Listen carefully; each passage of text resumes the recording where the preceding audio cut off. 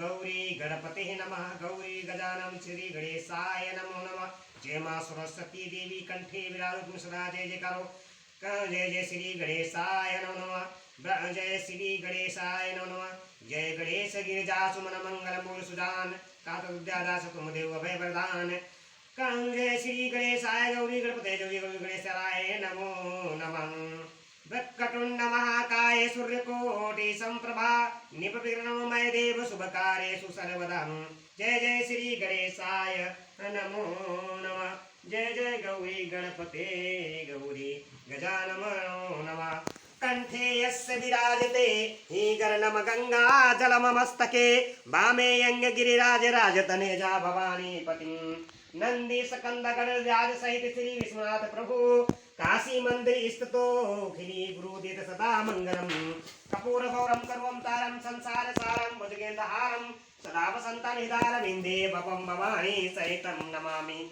कलिदंडवत सपेव दे शिव सन्मुख करजोरी विनय करत कद कद रस सुमुज गोर गति मोरि। तुम्हें सदा जय जयकार हो महादेव माता गौरा पार्वती तुम्हें सदा जय जयकार हो। अखंड नंद बोधाय शिष्य संताप हरिणे सच्चिदानंद रूपाय तस्मै श्री गुरुवे नमः। अखंड मंडलाकारं व्याप्तेन चराचरं तत्पदसितेन तस्मै श्री गुरुवे नमः।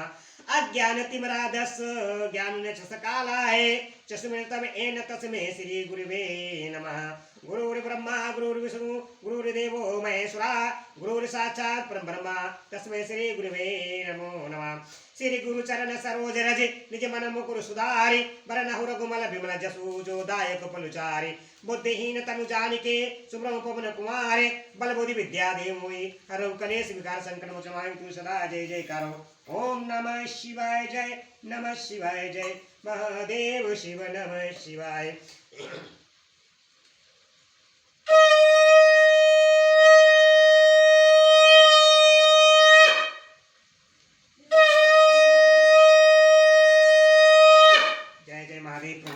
माता गौरा पार्वती सरस्वती तुम्हें सदा जय जय कंठ महादेव प्रभु। ओम नमः शिवाय ओम नमः शिवाय ओम नमः शिवाय ओम नमः शिवाय हर हर महादेव तुम्हें सदा जय जय कंठ महादेव प्रभु। ओम नमः शिवाय यूट्यूब चैनल के माध्यम से आपको सीताराम सीताराम सीताराम बोलो। हरे कृष्ण कृष्ण कृष्ण हरे हरे हरे राम राम राम हरे। भक्तजनों मैं यूट्यूब चैनल के माध्यम से श्री शिव महापुराण कथा सुना रहा हूँ।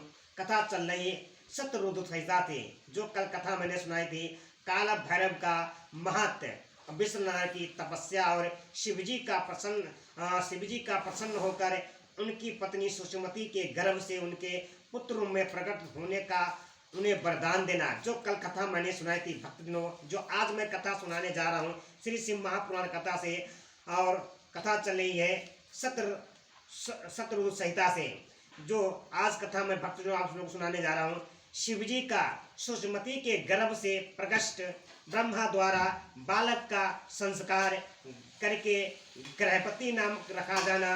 नारद जी द्वारा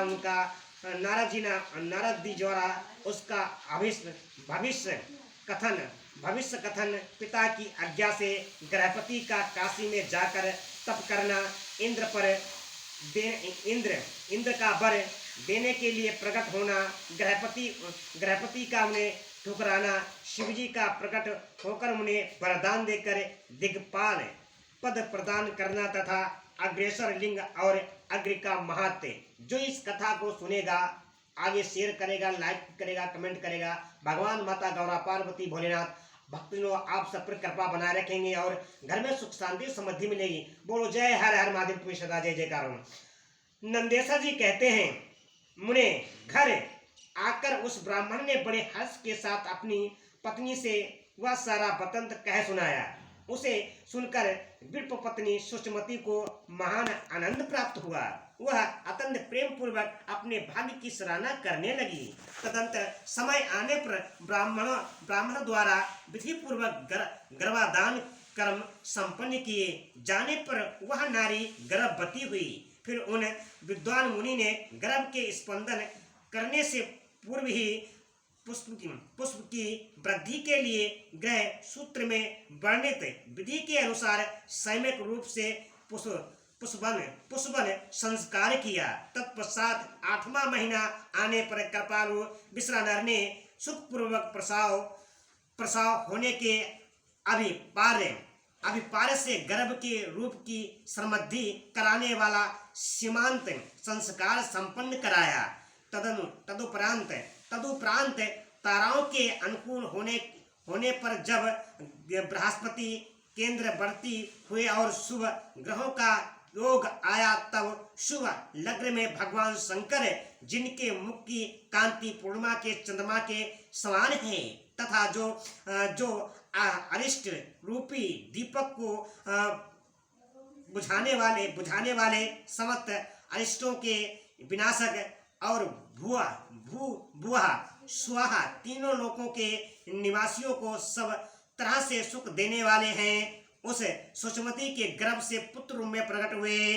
उस समय गंध को महान करने वाले वायु के वाहन मेघ दिशा रूपी बंधुओं के मुख पर वस्त्र से बन गए और अर्थात चारों ओर काली घटा उमड़ आई। वे घनघोर बादल उत्तम गंध वाले पुष्प समूह की वर्षा करने लगे। देवताओं की दुदुभियां बजने लगीं, चारों ओर दिशाएं निर्मल हो गईं, प्राणियों के मनों को साथ साथ सरिताओं का जल निर्मल हो गया।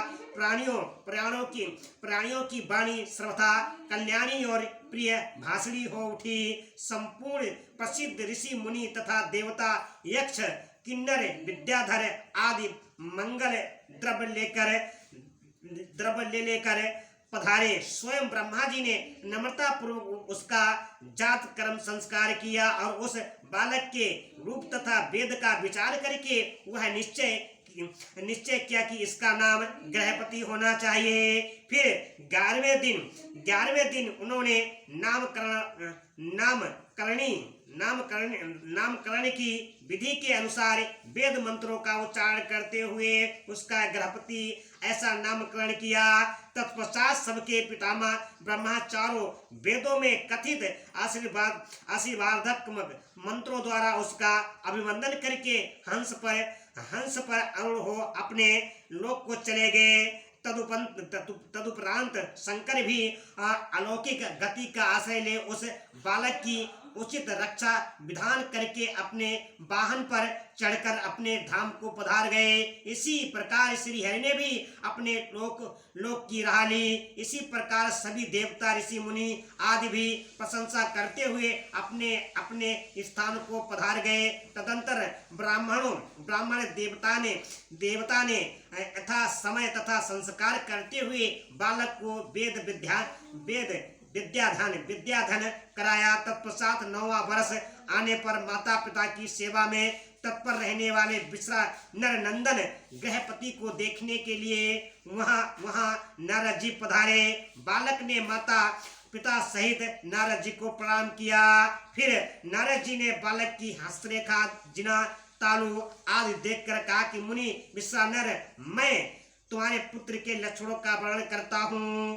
तुम आदर पूर्वक उसे श्रवण करो। तुम्हारा यह पुत्र परम भाग्यवान है। इसके संपूर्ण अंगों के लक्षण शुभ हैं, किंतु इसके सर्वगुण संपन्न संपूर्ण शुभ लक्षणों से समन्वित और चंद्रमा के समान संपूर्ण निर्मल कलाओं से शोभित होने पर भी विधाता ही इसकी रक्षा करें। इसीलिए सब तरह के उपायों द्वारा इस शिशु की रक्षा करनी चाहिए, क्योंकि विधाता के विपरीत होने पर गुण भी दोष हो जाता है। मुझे शंका है कि इसके 12वें वर्ष में इस पर बिजली अथवा अग्नि द्वारा विघ्न आएगा। यूं कहकर नारद जी जैसे आए थे वैसे ही देवलोक को चले गए।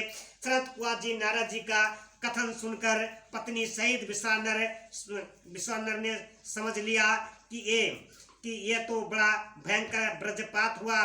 फिर बे हाय मैं मारा गया यूं कहकर छाती पीटने लगे और पुत्र शोक से व्याकुल होकर बोलो हर हर महादेव पुरी सदा जय जयकार गहरी मूर्छा के वशीभूत हो गए। उधर सुचमती भी दुख से पीड़ित हो अत्यंत ऊंचे स्वर से हाहाकार करती हुई ढाढ़ मारकर रो पड़ी। उसकी सारी इंद्रियां अत्यंत व्याकुल हो उठी। तब पत्नी के अंतरनाद को सुनकर विश्वानर भी मूर्छा त्याग कर उठ बैठे और ये क्या है, क्या हुआ, यूं उच्च स्वर से बोलते हुए कहने लगे, गृहपति जो मेरा बाहर विचरने वाला प्राण, मेरी सारी इंद्रियों का स्वामी तथा मेरे अंतर आत्मा में निवास करने वाला है, कहाँ है? तब माता पिता को इस प्रकार अत्यंत शोकमस्त देखकर शंकर के अंश से उत्पन्न हुआ वह बालक गृहपति मुस्कुराकर बोला। गृहपति ने कहा कि बोलो गणपति महाराज की तुम्हें सदा जय जयकार हो। गृहपति ने कहा, माताजी तथा पिताजी बताएं, इस समय आप लोगों के रोने का क्या कारण है? किस लिए आप लोग फूट फूट कर रो रहे हैं? कहाँ से ऐसा भय आप लोगों को प्राप्त हुआ है? यदि मैं आपकी चरणों से अपने शरीर की रक्षा कर लूं तो मुझ पर काल भी अपना प्रभाव नहीं डाल सकता। फिर इस तुच्छ ही क्या है? माता पिताजी आप लोग मेरी प्रतिज्ञा सुनिए। यदि मैं आप लोगों का पुत्र हूँ तो ऐसा प्रयत्न करूंगा जिससे मृत्यु भी भयभीत हो जाएगी। मैं सत्पुरुषों को सब कुछ दे डालने वाले सर्वज्ञ मृत्युंजय की भली भांति आराधना करके महाकाल को भी जीत लूंगा। या मैं आप लोगों से बिल्कुल सत्य कह रहा हूँ। नंदेश्वर जी कहते हैं कि मुने तब्बे धिज दंपति जो शोक से संतप्त हो रहे थे और गृहपति के ऐसा वचन जो अकाल में हुए मृत्यु की घनघोर वृष्टि के समान थे सुनकर संताप रहित होने लगे। बेटा तू उन शिव की शरण में जा जो ब्रह्मा आदि के भी करता, मेघवान अपनी महिमा से कभी च्युत न होने वाले और विश्व की रक्षा मणि है। नंदेश्वर जी कहते कि मुने माता पिता की आज्ञा पाकर गृहपति ने उनके चरणों में प्रणाम किया। फिर उनकी प्रदक्षिणा करके और उन्हें बहुत तरह से आश्वासन देवे वहां से चल पड़े और उस काशीपुरी में जा पहुंचे जो ब्रह्मा और नारायण आदि देवों के लिए भी दुष्प्राय में महाप्रलय के संताप का विनाश करने वाली और विश्वनाथ द्वारा सुरक्षित थी तथा जो कंठ प्रदेश में हार की तरह पड़ी हुई गंगा से सुशोभित तथा विचित्र गुणशालिनी हरिपत्नी गिरजा से विभूषित थी। वहां पहुंचकर वे विप्रवर पहले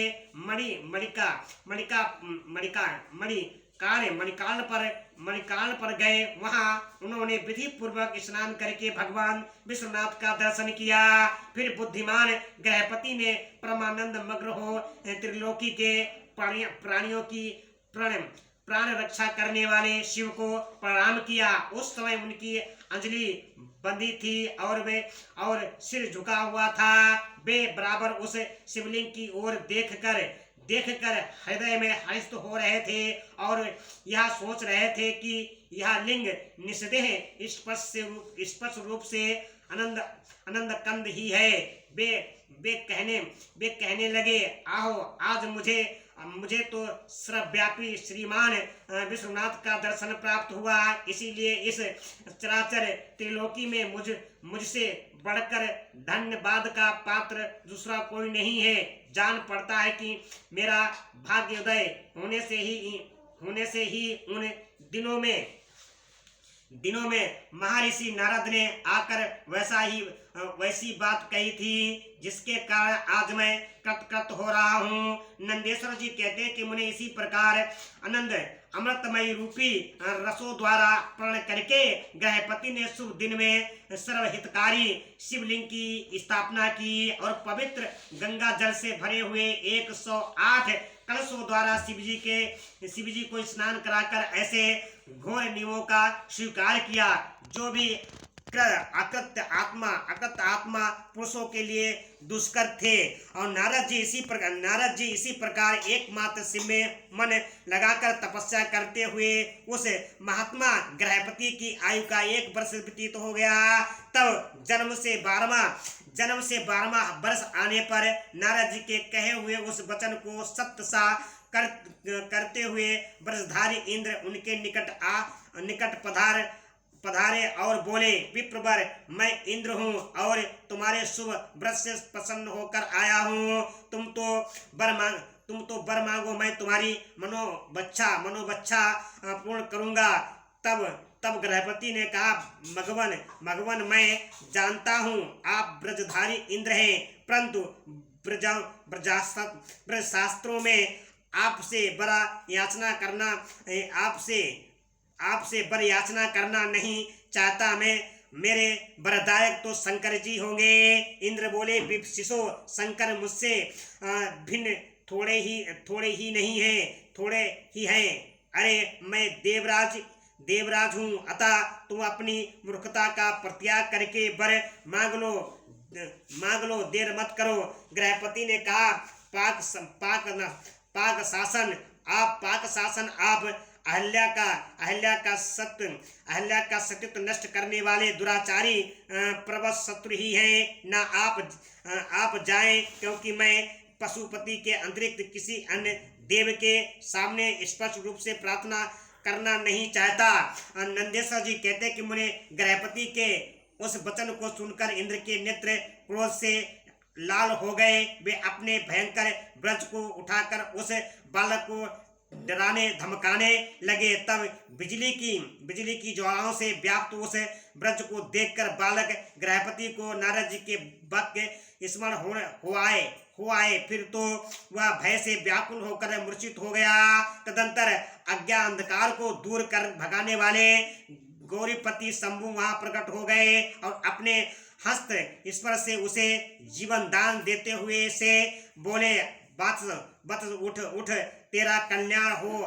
तब रात्रि के समय मुदे हुए कमल की तरह उसके नेत्र कमल खुल गए और उसने उठकर अपने सामने सैकड़ों सूर्यों से भी अधिक प्रकाशमान शंभु को उपस्थित देखा। उनके ललाट में तीसरा नेत्र चमक रहा था, गले में नीला चिन्ह था, ध्वजा पर वृषभ का स्वरूप दिख रहा था, वाम अंग में गिरिजा देवी विराजमान थी, मस्तक पर चंद्रमा शोभित था, बड़ी बड़ी जटाओं से उनकी अद्भुत शोभा हो रही थी। वे अपने आयुध त्रिशूल और अजगब धनुष धारण किए हुए थे। कपूर के समान गौर वर्ण का शरीर अपनी प्रभा बिखेर रहा था। वे गज चरम लपेटे हुए थे। उन्हें देखकर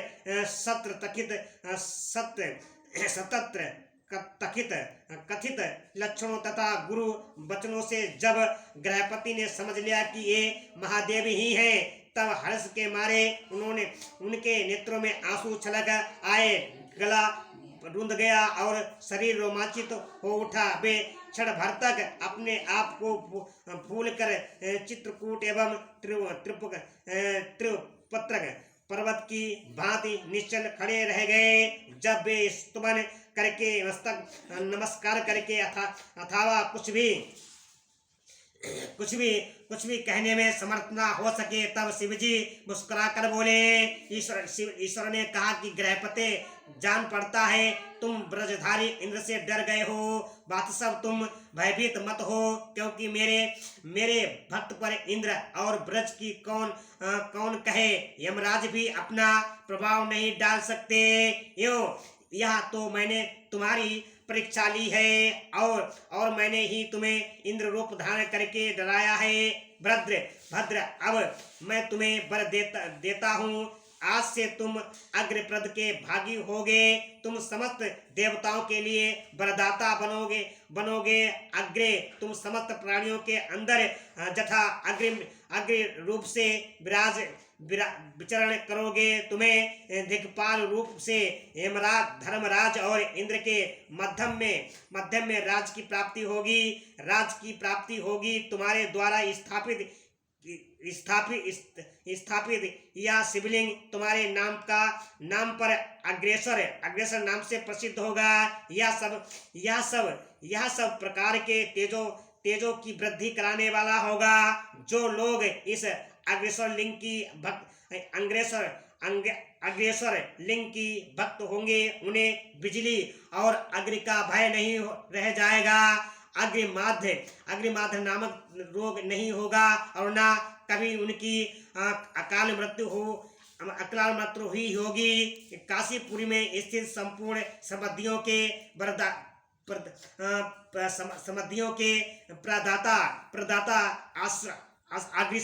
अग्रेसर की भली भांति रचना करने वाले भक्त यदि प्रवद्यवश किसी अन्य स्थान में भी मृत्यु को प्राप्त होगा तो भी वह बेहल लोक में प्रतिष्ठित होगा।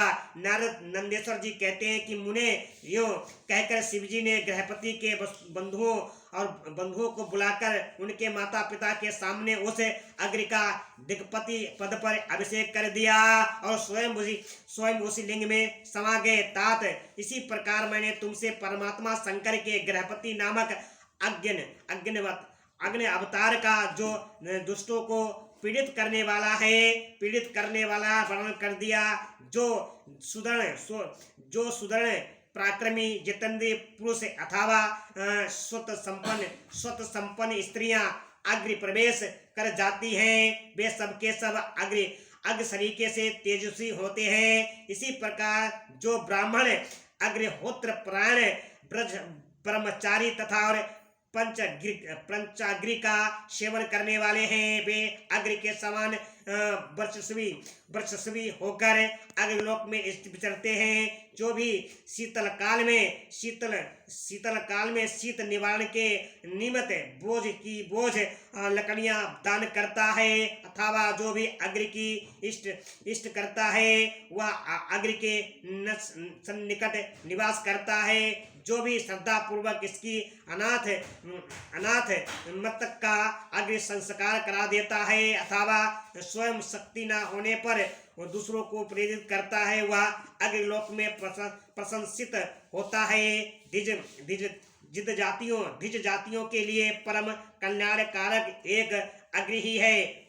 वही निश्चित रूप से गुरु देवता वर्ग तीर्थ अर्थात सब कुछ है। जितनी पावन वस्तुएं हैं वे सब अग्नि का स्पर्श अग्नि का संघर्ष होने से सारी क्षण पावन हो जाती हैं। इसीलिए अग्नि को पावक कहा जाता है। यह शंभु की प्रत्यक्ष तेजोमयी दहत्मिका मूर्ति है जो सृष्टि रचने वाली पालन करने वाली और संस्कार कराने वाली। भला इसके बिना कौन सी वस्तु दृष्टिगोचर हो सकती है। इनके सारा भक्षण किए हुए धूप दीप नैवेद्य दूध दही घी और खांड आदि का देवगण स्वर्ग में सेवन करते हैं। बोलो हर हर महादेव तुम राजे करो। मैंने भक्तजनों यूट्यूब चैनल के माध्यम से आज जो कथा सुना विष्णु नरव सुषमती के गर्भ से भगवान भोलेनाथ शंकर प्रकट हुए उनका नाम गृहपति पड़ा और गृहपति ने बहुत घोर तपस्या की भगवान शंकर को प्रसन्न किया। प्रसन्न करने के बाद में काशीपुरी में जाकर उन्हें शिवलिंग का स्थापना की। जो इस कथा को सुनेगा और आगे शेयर करेगा लाइक करेगा कमेंट करेगा भगवान शिव माता गौरा पार्वती भक्तजनों आप सब पर कृपा बनाए रखेंगे और घर में सुख शांति समृद्धि मिलेगी। बहुत इस कथा को बहुत जरूर देखें। बोलो सदा जय जयकार। ओम नमः शिवाय ओम नमः शिवाय जय महादेव शिव नमः शिवाय।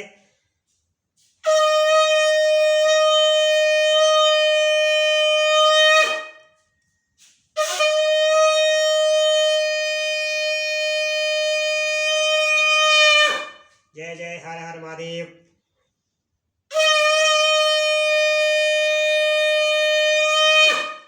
जय हर हर महादेव शिव शंभु, जय जय हर हर महादेव शिव शंभु। राम राम की लूट है, लूट सके लूट, काल समय पछताएगा जब प्राण जाएंगे छूट। बोलो सियावर रामचंद्र की जय। भक्तजनों, हमारा जीवन बहुत कठिन से मिलता है। कितनी 84 लाख योनि भोगने के बाद हमको मनुष्य जीवन मिलता है। मनुष्य जीवन इसलिए मिलता है, अपने कर्म के साथ भगवान का भजन करो और भगवान का समय निकाल कर भजन करो। जय सीताराम, जय सीताराम, जय सीताराम। हर हर महादेव।